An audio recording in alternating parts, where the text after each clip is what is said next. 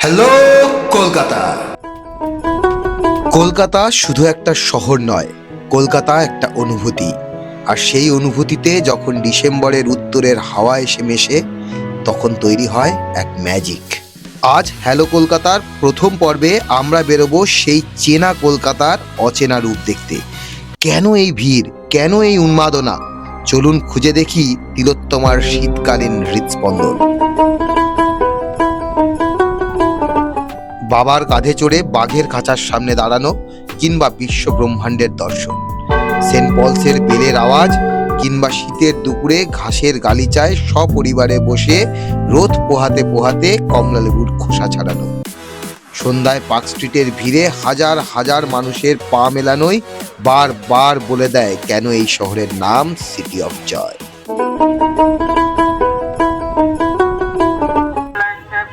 कोई extra charge नहीं है। टिकट के लिए माइक के पास आइए।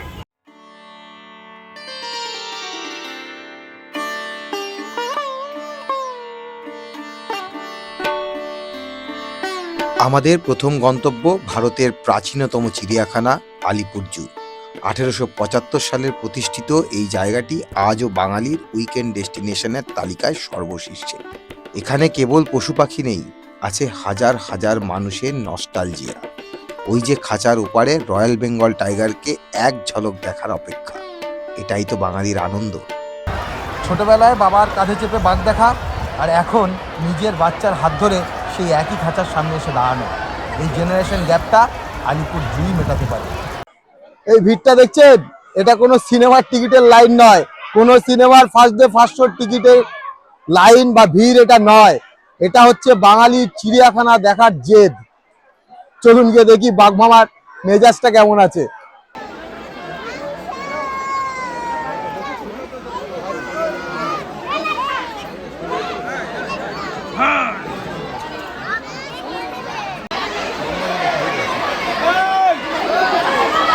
বাঘ দেখা আর বাঘ দেখার এই উত্তেজনা, বাবার কাঁধে চেপে বাঘের খাঁচার সামনে দাঁড়িয়ে সব উৎসাহিত দৃষ্টি আমাদের ছোটবেলার কথা মনে পড়িয়ে দেয়। প্রথম বাঘ দেখার আনন্দ ফুটে ওঠে কচিকাচাদের চোখে মুখে। স্কুল থেকে চিড়িয়াখানায় এসে জিরাফের খাঁচার সামনের ওই রেলিংয়ে ওঠার যে কি আনন্দ! অবাক দু চোখে দুপুর রোদে জিরাফের চলাফেরা দেখার যে মজা, তা ভাষায় প্রকাশ করা বড় কঠিন।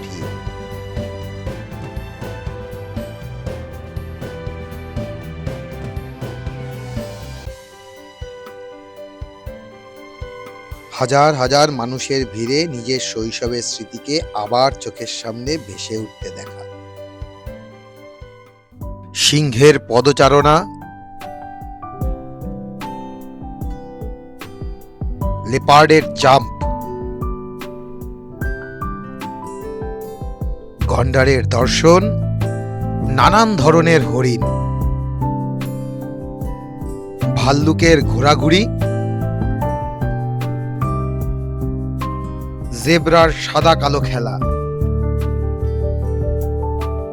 আর কত রং বেরঙের পাখি নিয়ে পর্ষা সাজিয়েছে চিড়িয়াখানা। সপরিবারে বসে খাওয়া দাওয়া, পিকনিক আর অনেক অনেক মজা। শীতকালীন চিড়িয়াখানা বাংলার ইমোশন।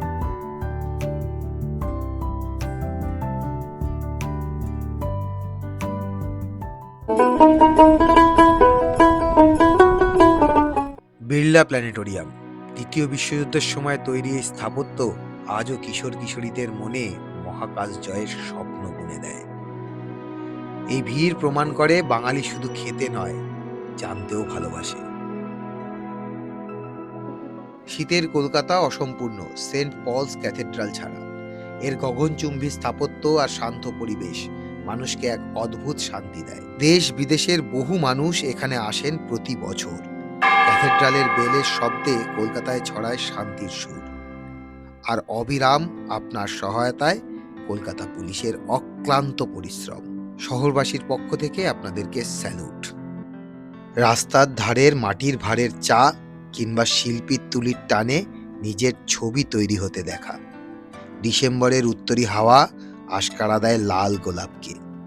ফুল বড় ভালোবাসে আমার শহর।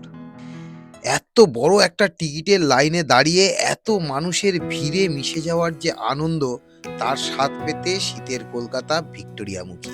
1921 সালে যখন এর দরজা খোলে, লর্ড কার্জন হয়তো ভাবেননি যে ব্রিটিশ সাম্রাজ্যের দম্ভ একদিন বাঙালির পিকনিক স্পট হয়ে উঠবে।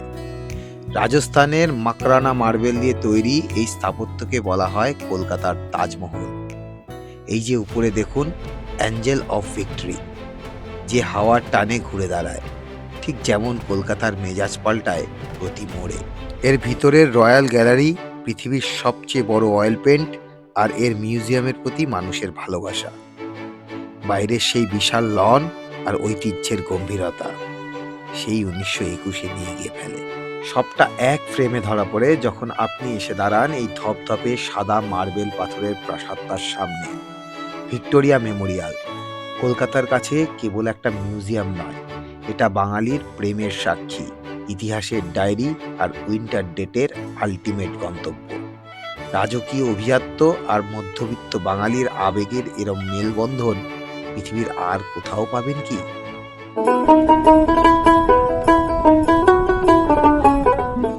সন্ধ্যা নামার সাথে সাথে ভিড় বাড়তে থাকে পার্ক স্ট্রিটে। বছরের এই শেষ আর শুরুর দিনগুলিতে আলোয় ভরে ওঠে পার্ক স্ট্রিট।